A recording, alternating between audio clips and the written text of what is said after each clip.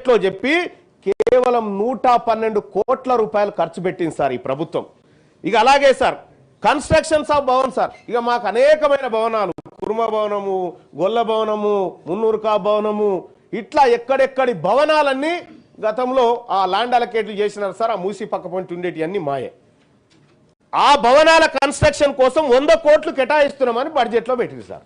ఒక్క రూపాయి ఎందుకు పెట్టలేదు సార్? ఎందుకు ఖర్చు చేయలేదు సార్? ఒక్క రూపాయి కూడా ఎందుకు ఖర్చు చేయలేదు సార్ ఈ ప్రభుత్వం? సార్ ఇంకొకటి ఎస్టాబ్లిష్మెంట్స్ అండ్ శాలరీస్ సార్, 143 కోట్ల రూపాయలు దీనికోసం ఖర్చు చేస్తామని 43 కోట్లు సార్. ఇట్లా ఈ ఆర్థిక సంవత్సరంలో 11,405 కోట్ల రూపాయలు ఖర్చు చేస్తామని ఈ తెలంగాణ ప్రభుత్వం బీసీలకు హామీ ఇచ్చింది సార్. బడ్జెట్లో 11,405 కోట్లు ఖర్చు చేస్తామన్న ప్రభుత్వం మరొక నెల అయితే ఆర్థిక సంవత్సరం ముగుస్తుంది, ఖర్చు చేసింది కేవలం 2,426 కోట్లు సార్. ఏం సమాధానం చెప్తారు సార్ ఈ ప్రభుత్వం బీసీలకు? ఎక్కడ సార్? ఇక్కడ పేరుకేమో 11,000 కోట్లు పెట్టినాం మనం. అదే కామారెడ్డి డిక్లరేషన్ లో ప్రతి ఏడాది 20,000 కోట్ల రూపాయలు ఖర్చు పెడతాం, బడ్జెట్ లో పెడతామని కాంగ్రెస్ పార్టీ హామీ ఇస్తే కదా సార్ మేమందరం వచ్చి చేరింది. మేము బీసీలమంతా ఎందుకు ఓట్లేసినాం సార్ కాంగ్రెస్ పార్టీకి? కామారెడ్డి డిక్లరేషన్ లో కాంగ్రెస్ పార్టీ 20,000 కోట్ల రూపాయలు ప్రతి ఏడాది చొప్పున 5 ఏళ్ల పాటు 1,00,000 కోట్లు ఖర్చు పెడతామన్నా సార్. 1,00,000 కోట్లు ఖర్చు పెట్టే ప్రభుత్వం ఇదేనా సార్? ఇట్లనే ఉంటుందా? కేవలం 11,000 కోట్లు, పోయినసారి కూడా 9,000 కోట్లు పెడితే ఆ రోజు గౌరవ సార్ మీరే అవకాశం ఇచ్చినారు, మీరు మాట్లాడండి, మీ వాయిస్ రావాలి అని చెప్పి ఆ రోజు అవకాశం ఇస్తే ఆ బడ్జెట్లో ఖర్చు పెట్టింది లేదు సార్. ఈ బడ్జెట్లో చూస్తే కేవలం ఇంకా దారుణాతి దారుణం సార్. 11,000లో 2,000 కోట్ల సార్ మా కోసం ఖర్చు పెడితే ఈ ప్రభుత్వం మా కోసమే ఉందా సార్? ఈ ప్రభుత్వం మా సంక్షేమాన్ని ఏమైనా చూస్తా ఉందా సార్?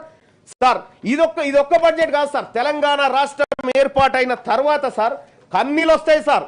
ఈ తెలంగాణ రాష్ట్ర ప్రభుత్వం మొన్ననే కుటుంబ సర్వే చేసి తెలంగాణలో బీసీల జనాభా 56.33% ఉందని చెప్పింది సార్. 56.33% ఉందని చెప్పినటువంటి ప్రభుత్వం ఈ వర్గాల కోసం చేయాల్సినటువంటి ఖర్చు ఎంత చేస్తున్నది ఎంత సార్?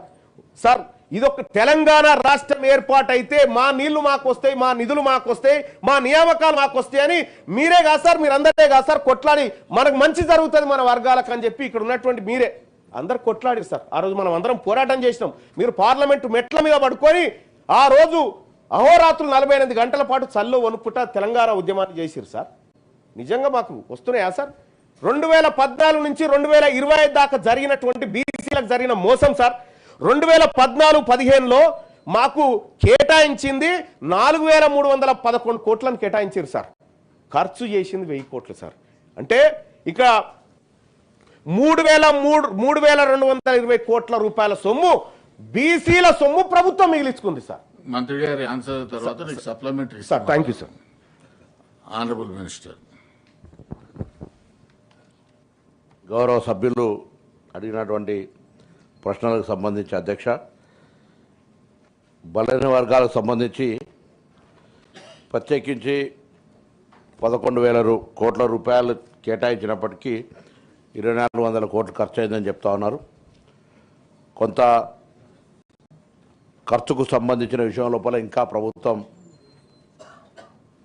వాటి యొక్క అమలుకు సంబంధించినటువంటిది జరగాల్సినటువంటి కార్యక్రమం జరుగుతూ ఉంది.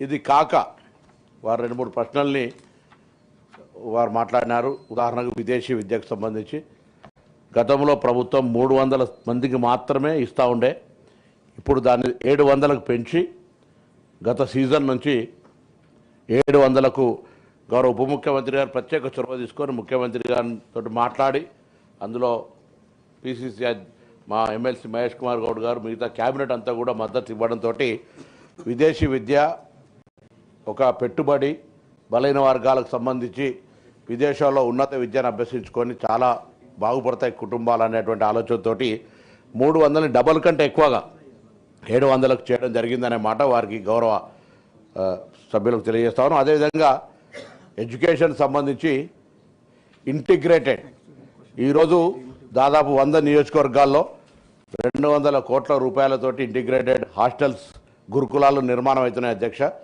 అందులో బ్యాక్వర్డ్ క్లాసుకు సంబంధించి కూడా ఒకటి, ఎస్సీ ఎస్టీ మైనార్టీకి ఒకటి.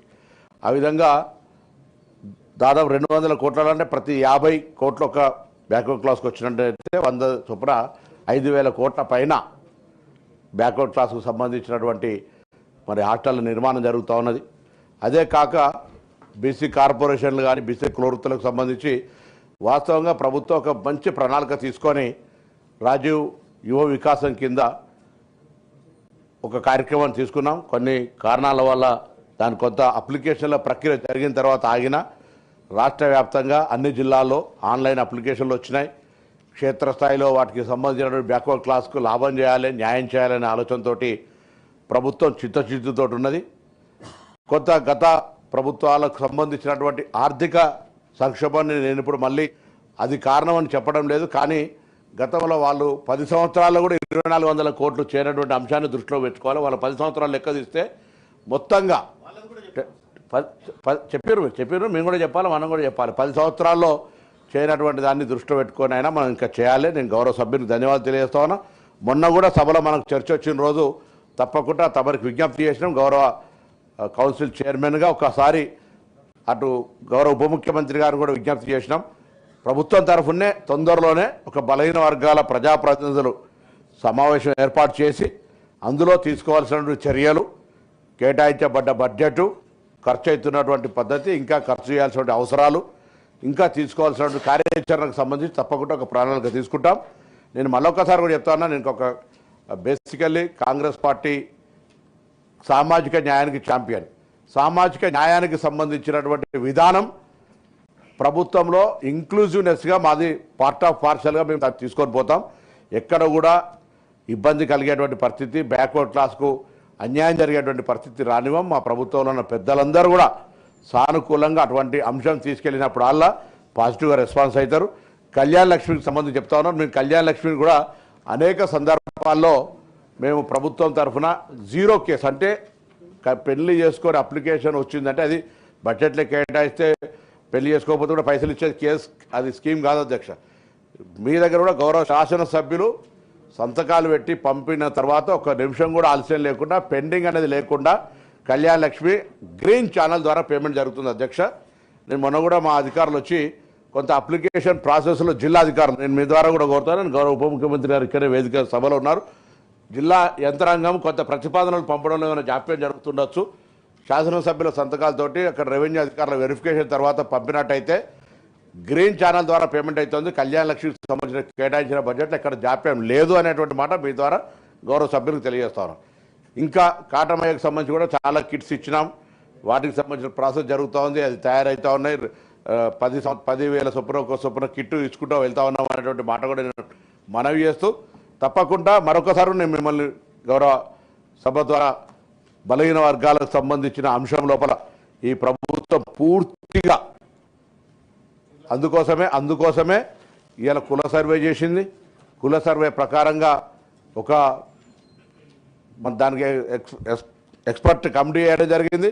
ఆ ఎక్స్పర్ట్ కమిటీ నివేదిక మీద కూడా చాలాసార్లు సందర్భాల లోపల సమావేశాలు ఏర్పరచుకున్నాం. ఒక ప్రణాళిక తయారు చేస్తున్నాం. ఏ విధంగా ఏ స్కీమ్లా ఎవరిని మనం ఆ కమ్యూనిటీ బ్యాక్వర్డ్గా ఎట్లా ఉన్నారు, ఎట్లా తీసుకురావచ్చు అనేది చూసినాం. అందులో కూడా అన్నింటికీ మూలం విద్యనే. విద్య ఉన్నట్టయితే కులాలకు అతీతంగా ఎదిగగలిగేటువంటి సందర్భం ఉంది. కాబట్టి విద్యకు అత్యంత ప్రాధాన్యత ఇచ్చే విధంగా గురుకులాలను పటిష్టవంతం చేయడం కావచ్చు, గురుకులాలకు సంబంధించిన మెనూను ఛార్జెస్ పెంచడం కావచ్చు, వాళ్ళకు పేమెంట్ కూడా గతంలో చాలా కాలంగా పెండింగ్ ఉండి బిల్డింగ్ల కిరాయి కట్టకపోతే బిల్డింగులు ఖాళీ చేసేటువంటి పరిస్థితి ఉంది అధ్యక్ష.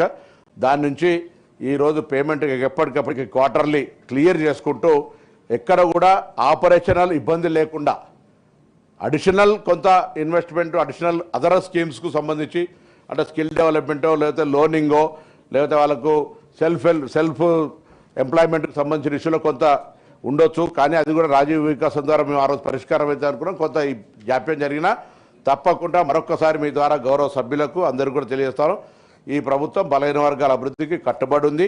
దానికి సంబంధించి త్వరలోనే ఒక బలహీన వర్గాల ప్రజాప్రతినిధుల సమావేశం ఏర్పాటు చేస్తాం. ప్రభుత్వం పక్షాన తప్పకుండా ఒక దిశానిర్దేశం తీసుకొని భవిష్యత్తు కార్యాచరణ తీసుకొని దానికి అనుగుణంగా ఇప్పుడు కేటాయించిన బడ్జెట్లో ఖర్చు, రాబోయే బడ్జెట్లో కేటాయించడానికి తీసుకోవాల్సిన చర్యలకు సంబంధించి కూడా తప్పకుండా గౌరవ సభ్యుల సలహా సూచనలు తీసుకొని ముందుకు పోతాం. ఎక్కడ కూడా ఏ అంశం లోపల కూడా అటు హాస్టల్స్కి సంబంధించినటువంటి ఫుడ్ కాంప్రమైజ్ కాకుండా ఎప్పటికప్పుడు పర్యవేక్షణ జరుగుతోంది. మిగతా అన్ని పేమెంట్స్ విషయంలో కూడా గౌరవ ఉప ముఖ్యమంత్రి గారి సహకారంతో ఎక్కడ ఇబ్బంది లేకుండా ముందుకు పోయే విధంగా ఎస్సీ ఎస్టీ బీసీ మైనార్టీ వెల్ఫేర్కు సంబంధించిన విషయం లోపల స్పెషల్ కన్సిడరేషన్ ఉంది అనేటువంటి మాట కూడా ఈ సందర్భంగా సభ్యులకు తెలియజేస్తాను. Honourable member short question. Sir, ప్రభుత్వం బలహీన వర్గాల సంక్షేమం కోసం కట్టుబడి ఉంది అని చెప్తా ఉన్నారు సార్. ఏం చెప్తుంది ఆ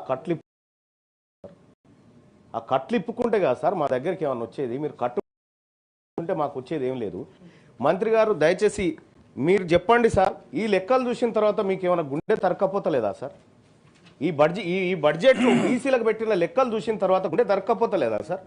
వీళ్ళు ఒక్కరే కాదు సార్, మా బీసీలకు అన్యాయం చేస్తూ మా ఎంబీసీల పరిస్థితి అయితే ఇంకా ఘోరం సార్. 1000 కోట్ల రూపాయలు ఎంబీసీలకు కేటాయించి 4 కోట్లు ఖర్చు పెట్టింది సార్.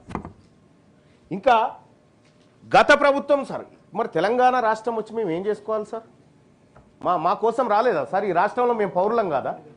100కి 56.33% ఉన్నారు బీసీలని ఈ రాష్ట్ర ప్రభుత్వం మాకు లెక్క చెప్పినప్పుడు మరి మా బడ్జెట్ ఏది, మా ఖర్చు ఏది, మా లెక్క ఏది సార్?